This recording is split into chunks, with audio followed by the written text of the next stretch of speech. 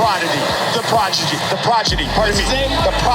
Middleweight finishers squaring off in the prelims. UFC 281. We have Renzo Gracie, Philly's own Andre Petroski, who's made his personal brand focused around the hammer and sickle logo. That's problematic. Taking on, you heard it in the intro, the Prodigy Wellington Turman. See, you got to think about it before you say it. But for Wellington Turman, his last time out, he's taking on Misha Cirkunov. Now, this is a guy with a proven necktie win in the UFC to Cirkunov. And Cirkunov at the start actually struggled with Turman. Turman was in a lot of advantageous positions. He got the back quickly. You thought he was going to get the win. And then at about the 2.5 minute mark to the 2 minute mark, Misha Cirkunov said, "Nah dice. I'm going to just take over in this one." And he brutalized Turman. Almost had him finished by an anaconda choke. Andre Petroski knows those very well. But Cirkunov had tons of success. There was even a point in that first round where Bisping goes, "He's unconscious!"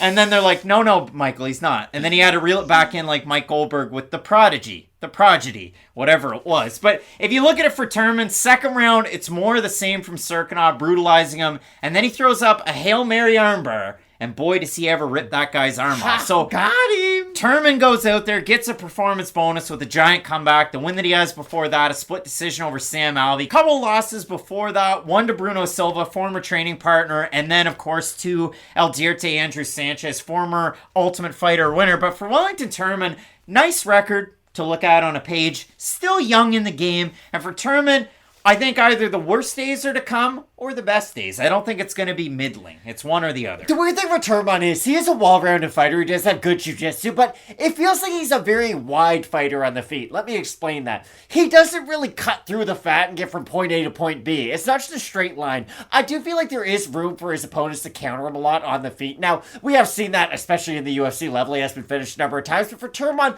it does feel like he is hittable, especially in some of these fights. And if he's not able to really threaten with some of his wrestling, especially the grappling side of it, I do think some of the upper echelon strikers can get a hold of him at a certain point. Now, looking at it, for Turman, he's formerly of Gile Ribeiro team down in Brazil. You've known Augusto Sakai out of that camp. There's been multiple UFC fighters out of that camp. He switched it up, getting ready at Teixeira MMA before, what was it, his third to last fight. It was his fight, like Bruno Silva, Sam Alvey, and Misha Cirkunov. So those three fights, he's been training with Teixeira. And if you look at Turman when he's standing up, I disagree a little bit. I agree and I disagree. He will go in straight. He will throw straight shots. He will get countered, and he will get hit. His striking defense struggles a lot. Even though he goes right down, his head always stays on the center line, and that's where he's left to get hit. And I do think it's a bit of a lack of speed, too, on his part. If you do have sort of upper echelon hand speed, you can slip some of his punches and counter effectively. With a guy like Petroski, who isn't the most volume-heavy guy on the feet, without a doubt, he does have incredible power. Like, that's the one thing that really stands out about Andre Petroski. He's incredibly physically strong, especially for this weight class, even in the middleweight division. Like, there's some big guys at middleweight, but Petroski does stand out. I know he's only 6 feet tall. There's a lot of guys who are 6 feet tall in this weight division, but when you watch him fight, that definitely is a part of his style that he likes to accentuate. And I'll be curious to see if Turman can have success in the grappling department against a guy like Petroski, because we know how good Andre is, especially in that top position.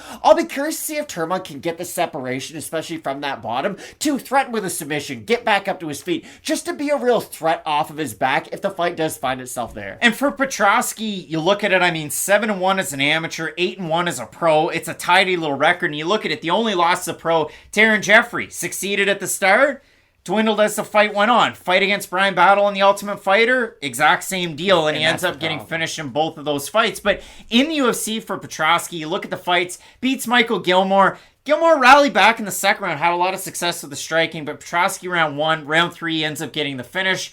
He fights Hu Yao Zhang on week's notice. Old Totoro, love the anime, but for Totoro was 3-2, who started off in the UFC at heavyweight against Cyril Asker and ended at middleweight. Petroski looked great. He was a plus 200 underdog against Nick Maximov, recently released Nick Maximov, and he gets that win by Anaconda, and he looked really good in that fight. He was throwing the hammers at the start. He was getting hit by the body kick, but he ended up defending the single leg, which is the Maximov staple, defends it, cranks for the submission, rolls. It wasn't once, but twice. He had a couple of spots where he rolled for the Anaconda, gets the win, and I listened to an interview that he did with James Lynch that just came out, Lynch MMA, and he touched on the fact that for this camp, he's been training with Sonny Conto, the boxer, and I looked at Sonny Conto's boxer rec, 11-0, just fought recently, pretty good record.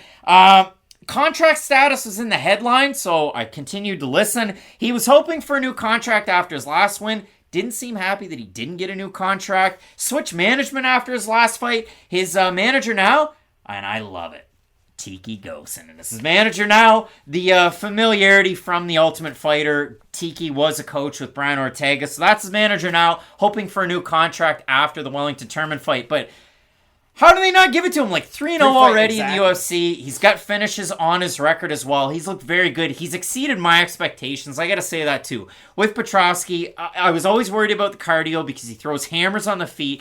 He'll throw and then duck out of the way. And if you're taking on a good striker, you're going to get countered. You're going to get hit. 100%. Hasn't happened to him yet, except for the second round against Michael Gilmore. And then if you consider it with his takedown attempts, I mean, he was a three-time state qualifier in high school wrestling.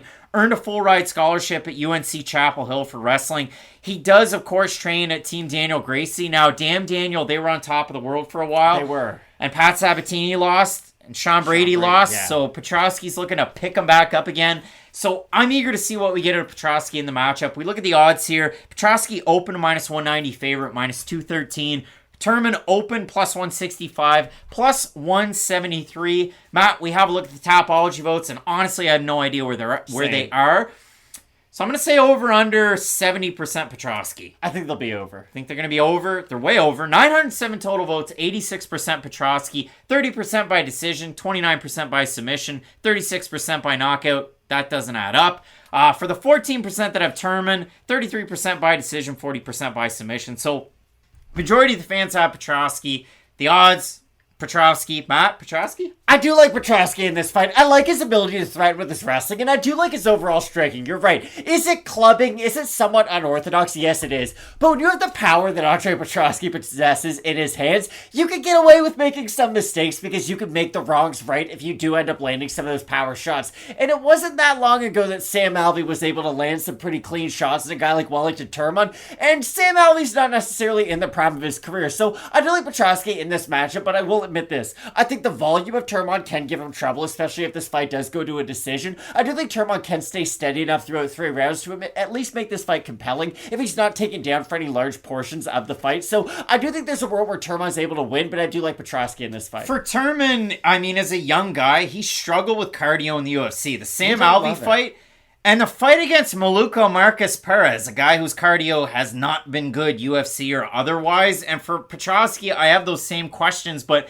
I do like the motor, as cliche as that's going to sound. And I'm going to say another cliche thing. I love the fact that he's been competing at these CFFC Fury grappling tournaments. That's a good point. Beats Phil Hawes by decision, and I went back and watched that before Petroski's last fight, and then he submitted Eric Anders his last time out. So I do really like that out of Petroski. I know he's maybe not to the same level as Turman, maybe with the grappling, but I do think it's close. I do prefer the looping shots to the straight shots. I'm never going to say that, but in this one I actually do. So I will go with Andre Petroski to get the win. Flipping the polls of the odds. His last time out, +200 against Maximo. This time out, more than a 2-1 favorite. Both of us going with Petroski to get the win. Let us know down below in the comments section who you have. Compelling matchups throughout this card. This one at middleweight, your title fight up at the top. It's a trilogy at middleweight. Pereira taking on Adesanya. I can't wait for it. Keep it locked in with Fight Night Picks, we always say. Let's get into it.